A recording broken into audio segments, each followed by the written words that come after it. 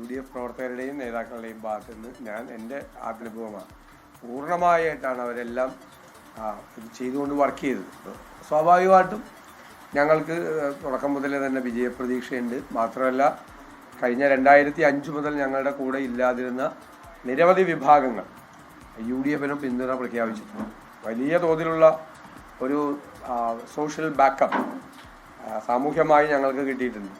ദളിത് സംഘടനകൾ ഉൾപ്പെടെയുള്ള ഒരു വലിയ വിഭാഗം UDFനെ പിന്തുണച്ചിട്ടുണ്ട്. പിന്നോക്കം നിൽക്കുന്ന ജനവിഭാഗങ്ങൾ പിന്തുണച്ചിട്ടുണ്ട്.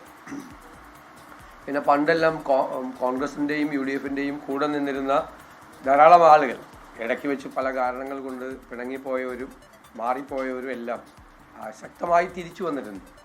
അതിനുവേണ്ടി ഞങ്ങൾ പ്രവർത്തിച്ചിട്ടുണ്ട് 5 കൊല്ലം, കഴിഞ്ഞ 5 കൊല്ലം. അതിൻ്റെ റിസൾട്ട് കൂടി ഉണ്ടായിട്ടുണ്ട്. തീർച്ചയായിട്ടും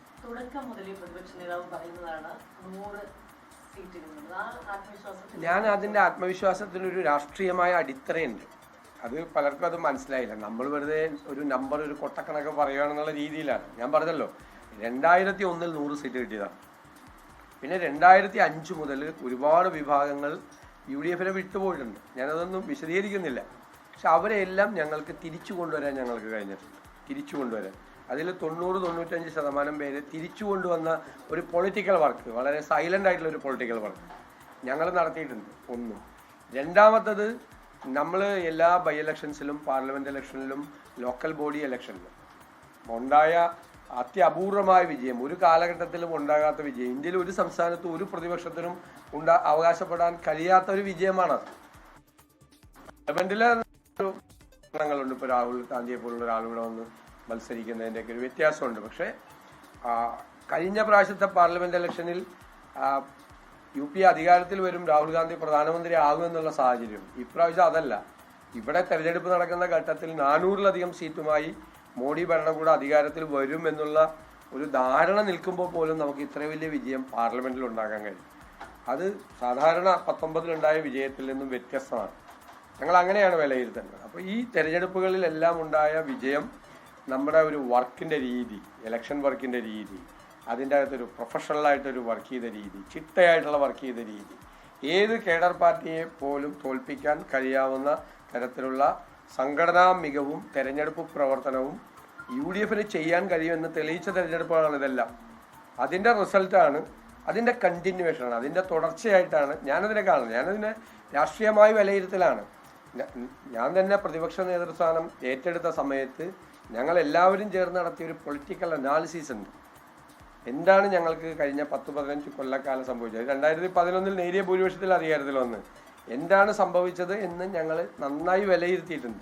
ആ വിലയിരുത്തലിൻ്റെ അടിസ്ഥാനത്തിൽ നടത്തിയ ഒരു വളരെ നിശബ്ദമായിട്ടുള്ള ഒരു വർക്ക്, അതിൻ്റെ നമ്മൾ പറയില്ല, എൻ്റെ കൾമിനേഷൻ ആണെന്ന് പറയില്ല, എൻ്റെ അവസാന ആണ് ആ ലോക്കൽ ബോഡി തെരഞ്ഞെടുപ്പും അതിൻ്റെ തുടർച്ചയായിട്ടുണ്ടാകും ഈ തെരഞ്ഞെടുപ്പ്. അതാണ് നമ്മുടെ ഒരു അങ്ങനെ ഒരു കണക്കുകൂട്ടലിലേക്ക്. നിങ്ങൾ പലരും വിചാരിച്ചിരിക്കുന്നത് ഇത് ഈ തെരഞ്ഞെടുപ്പ് കാലത്ത് നമ്മൾ ഇത്രയും വോട്ടിന് ജയിക്കും, ഇത്രയും സീറ്റ് കിട്ടും എന്ന് പറയുന്ന അതല്ലായിരുന്നു. ഞാൻ അങ്ങനെ പറയുന്ന ഒരാളല്ല. അങ്ങനെ പറയാൻ പാടില്ല. അങ്ങനെ പറഞ്ഞാൽ നമ്മുടെ വിശ്വാസ്യത പോകും. ഇതിൻ്റെ അടിസ്ഥാനത്തിലാണ് ഞാൻ പറഞ്ഞത്. എല്ലാ തെരഞ്ഞെടുപ്പുകളിലെയും പ്രവചനം നടത്തിയത് അത്തരം അടിസ്ഥാനത്തിൻ്റെ പേരില്ല. വെറുതെ കൊട്ടക്കണക്ക് ഒരു തെരഞ്ഞെടുപ്പിലും പറഞ്ഞിട്ടുണ്ടോ? ഏതെങ്കിലും തെരഞ്ഞെടുപ്പ് പറഞ്ഞിട്ടുണ്ട്? ലോക്കൽ ബോഡിയിൽ ഞാൻ 4 കോർപ്പറേഷൻ കിട്ടുമെന്ന് പറഞ്ഞപ്പോൾ എന്നെ എല്ലാവരും കളിയാക്കുമായിരുന്നു. 4 കോർപ്പറേഷനോ UDFനെന്ന് ചോദിച്ച് കളിയാക്കുമായിരുന്നു. പക്ഷെ കിട്ടിയല്ലോ 4 കോർപ്പറേഷൻ. 7 ജില്ലാ പഞ്ചായത്ത് വേണമെങ്കിൽ 8-9 ജയിക്കാമെന്ന് പറയും. 8ാമത്തെ കാസർഗോഡ് 1 സീറ്റിനും 9ാമത്തെ തിരുവനന്തപുരത്ത് 2 സീറ്റുമാണ് പോയത്. അപ്പോൾ അത് ആ കണക്കിൻ്റെ അടിത്തറ ഇതാണ്. പൊളിറ്റിക്കൽ അനാലിസിസാണ് നടത്തിയിട്ട് അതിൻ്റെ മീതെ നടത്തിയിരിക്കുന്ന ഒരു വർക്കാണ്. അതെ, ഡീലെന്ന് ഞങ്ങൾ പുറത്ത് കൊണ്ടുവരാൻ കാര്യം എന്താ? ആ ഡീല് പൊളിക്കാൻ വേണ്ടിയിട്ടല്ലേ ഞങ്ങൾ ഡീലെന്ന് പറയുന്നത്. ഡീല് മുകളിലുള്ള നേതാക്കന്മാർ നടത്തിയ ഡീലാണ്. താഴെയുള്ള പ്രവർത്തകരത് പൊളിച്ചിട്ടുണ്ട് എന്നാണ് എൻ്റെ വിശ്വാസം. അതായിക്കോട്ടെ തന്നെ. അതൊക്കെ നമ്മൾ ഓരോ കാര്യത്തിൽ നമ്മൾ പറഞ്ഞ വാക്കുകൾ അവിടെ തന്നെ നിൽക്കുന്നുണ്ടല്ലോ. നിങ്ങളുടെയൊക്കെ ലൈബ്രറിയിൽ ഉണ്ടല്ലോ അത്.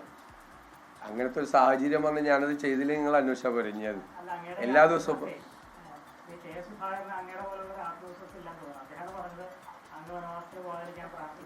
ഞാനിത് മറുപടി നിങ്ങളോട് കൃത്യമായിട്ട് പറഞ്ഞതാണ്. അദ്ദേഹത്തെ പോലെ ഒരാളുടെ അടുത്ത് പോയി നിങ്ങളിങ്ങനെ കുത്തി ചോദ്യങ്ങൾ ചോദിക്കുന്നതും നിങ്ങൾക്ക് ആവശ്യമുള്ള ഒരു വാർത്ത വരുത്തുന്നതിന് വേണ്ടിയിട്ട് ചില മാധ്യമപ്രവർത്തകർ, ഞാൻ താങ്കളെയല്ല പറഞ്ഞത്, ചില മാധ്യമപ്രവർത്തകർ പോയി മനുഷ്യത്വരഹിതമായൊരു കാര്യമാണ് നിങ്ങൾ ചെയ്തത്, നിങ്ങൾ ആത്മപരിശോധന നടത്തിയാൽ മതി, അതാണോ മാധ്യമപ്രവർത്തനമെന്ന്. ഇത്രയും ഞാൻ പറയുന്നുള്ളതിനെ കുറിച്ച്.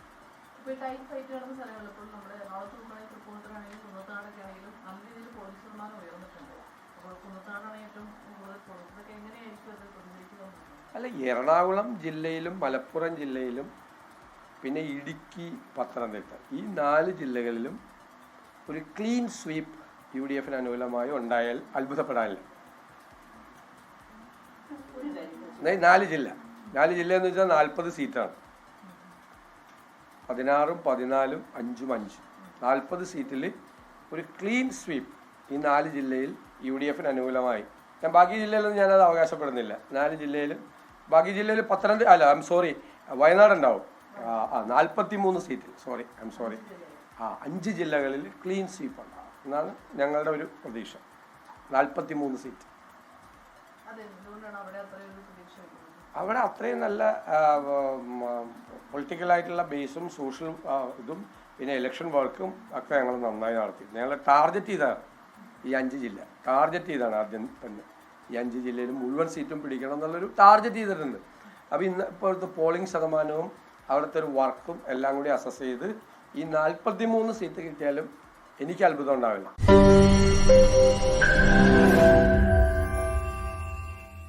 ലോകത്തെവിടെയായാലും ഏത് സമയത്തും 24 വാർത്തകളും ഓഗ്മെന്റഡ് റിയാലിറ്റി പാക്കേജുകളും എക്സ്പ്ലെയിനറുകളും വിശദമായി കാണാൻ ഞങ്ങളുടെ യൂട്യൂബ് ചാനൽ നിങ്ങൾക്ക് സബ്സ്ക്രൈബ് ചെയ്യാം.